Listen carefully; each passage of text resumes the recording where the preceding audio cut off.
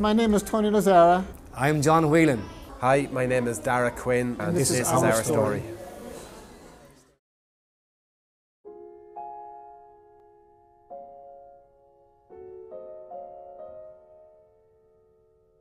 My name is Tony Lazara. I'm a pediatrician from the United States. I've been in Peru now for 26 years.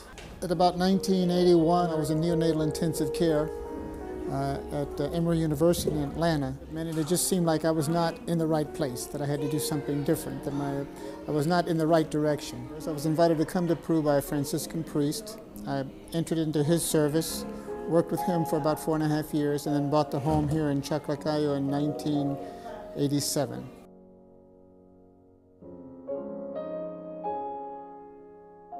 John from Carlow, a small little town in Ireland, 28 years of age. I came here to Peru 2.5 years ago, and I came in December 2006. I first came to this Hogar to volunteer, to try out something short for a small time, and here I am 2.5 years later, loving it.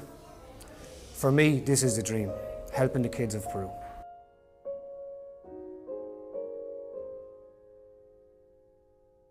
Just before I came here, I was kind of all relaxed in the kind of the backpacker's way of life. Came in late on Sunday night, and all of a sudden we had kids like who were badly burned, kids with missing limbs, all jumping on you straight away, calling you Papa. It was completely overwhelming. It was like nothing I had ever experienced before, and from there, just every day got better and better. When the kids come up to me now, you don't even see what's wrong with them, and when they call you Papa, it's a really special feeling. It's something I don't think you can take lightly. It's when they come up to you, Papa. I think it comes with a bit of responsibility, and it's just amazing fun here. John. John, no, vamos por favor. Sí, esta puedes. That's hilarious, Spider-Man. No. Our purpose is to help destitute, ill children. The children are housed in the home until they're well, after which they return to their families. We pay for all medicines, surgeries, any type of treatment the child needs. We also, while the child is here, we send them to school, educate them. Well, the biggest challenge is just administering the place, dealing with the children themselves, dealing with the employees, dealing with the physicians in Lima. Then the horrendous bureaucracy, trying to get things done, it can really weigh on one. I see the good results, with the children. We can't cure all of them, obviously. We can't make them all 100% better, but we get them to as far as they can go. They're thankful, their parents are thankful, and that's payment enough, I think.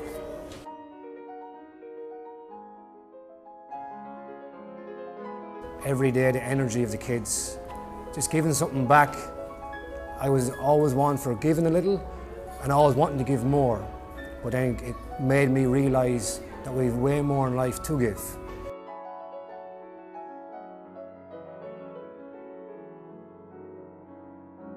Then I set up an English school here, just with my folks. I told them what it would cost to get a private tutor in for a year to teach the kids in between their classes and their treatment. I got that. I saw how enthusiastic the kids were, and I just thought, no, I'm not gonna leave this place. I absolutely have to, and yeah, that's pretty much why I stayed.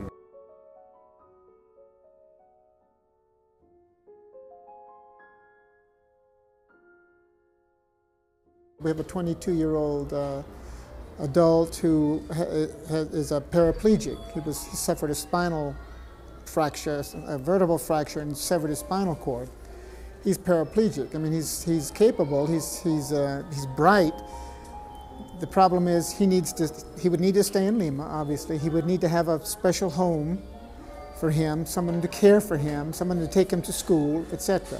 Once he is educated, once he has an education, he could possibly get a job and then pay for help or pay for his upkeep.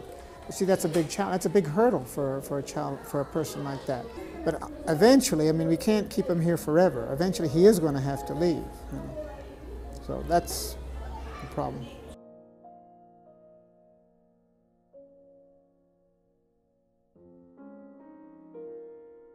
We want them to use their potential in a different way, to use it with their minds and to use it for the long-term development for them and also for their families. And this is what gave me the idea to start our new centre, the Centre of Education. One thing that really kind of brought us on is when we decided we thought it was a great idea, we really had to ask the kids did they think it was a good idea.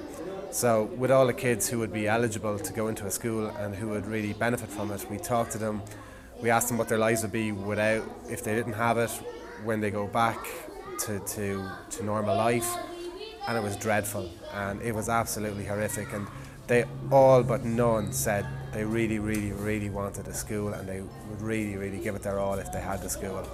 So when the children finished their treatment here at the Hogar, we envisioned to have a centre which will house 40 children from the age of 13 upwards. So we hope that they'll come here, we'll have an education coordinator who will assess where the children are, that will talk with the children, decide where they need to be, and we will go along the lines of creating a plan, an educational plan for the kids. Normal day to day for the kid in the home will be going to school from 8 in the morning to 3 o'clock. This is a normal school time for Peruvians. In the evening then, we will have follow-on classes in English, French, computers. If a student is not getting his grades in school, we will have support for this kid to raise his grades. We will also have classes on Saturday and many extracurriculum classes. There'll be nurses on call, there'll be teachers, there'll be volunteers, there'll be chefs, there'll be cleaners. They are going to get the best education that we can find around in Peru. We want them to get the education that they get if they're from a wealthy family in Peru. And the idea would be to put them through the educational system to a stage where they were extremely employable, because the way they are now when they're leaving the home, they're not employable. They can't get menial work. Nearly all the ads, even if they're physically able, even all the ads for some of the burn kids, it says you have to be presentable. Some of the ads say you can't even have burns and you have to be able-bodied, and it really is unless you have a skill and you differentiate themselves from where they are at the moment, they're not going to be able to find employment, and that's our goal, to bridge that gap so they'll be able to get employment. For a kid coming to our centre will be massive for the family. When I say massive, I mean this could be similar as in maybe a kid from America studying with NASA, maybe a kid from America going to Harvard. These families don't know what education is. These families never had a life of education. For these parents to have their kid coming to our centre and getting the chances they will receive is massive for these families. So you'd be walking past and these kids in the wheelchair are egging you on, they're giving you the thumbs up, they're asking how are things going, is there anything I can do to help? And you just know it's not like the typical conversation you'd have with a kid back in Ireland. You just know these kids are driven, they really want to succeed.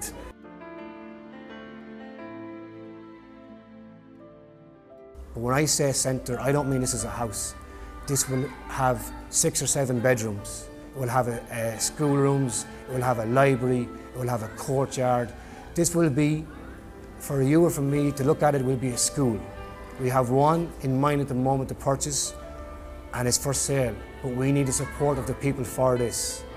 We're getting there, we're halfway there. The other half will be able to purchase the centre and carry on our process of making this reality for the kids of Peru.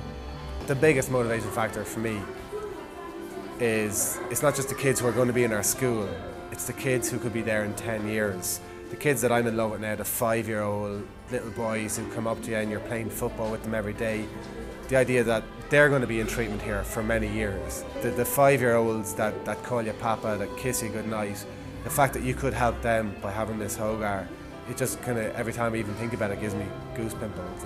It'd be great to kind of provide some kind of future just like a real dad would. With our plan, what we are doing, You will be donating towards a new process, a new idea for Lima, for Peru, to carry on the education of these kids, not only for their lives, but also the lives of their family. We want to put in a plan in place that they can return to their towns, provinces, and educate, be doctors, be teachers for their local communities. That is our plan, and with you donating to us, we can make this reality.